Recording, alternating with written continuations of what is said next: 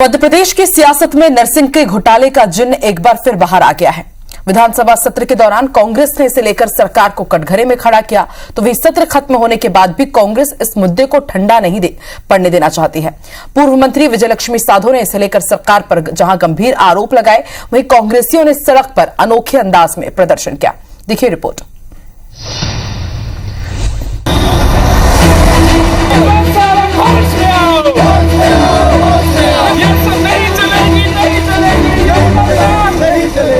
मध्य प्रदेश में नरसिंह घोटाले को लेकर भड़की सियासी आग अब और तेज हो गई है, जिसकी ताजा बानगी है कांग्रेस का भोपाल की सड़कों पर किया जा रहा यह अनोखा प्रदर्शन।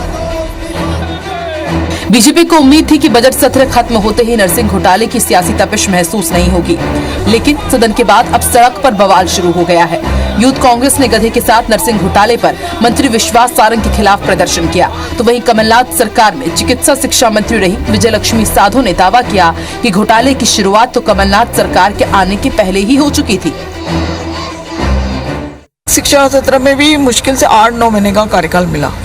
उस वक्त तो हमने जो इन्हें नियम बनाए थे, ऑनलाइन जो किए थे, हमने कम से कम 125 से 150 की मान्यता रद्द की।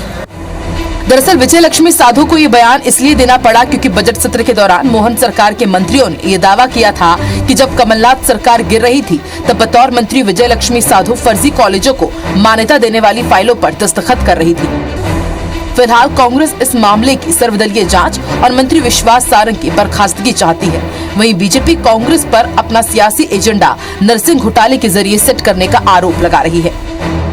प्रदेश की बीजेपी की सरकार में जिस तरह से नरसिंह घोटाला हुआ, इतनी बड़ी संख्या में बच्चों के भविष्य बर्बाद हुए और हो रहे हैं, सरकार को ये नहीं समझना चाहिए कि सदन के स्थगन के बाद वो सवालों से बच जाएंगे।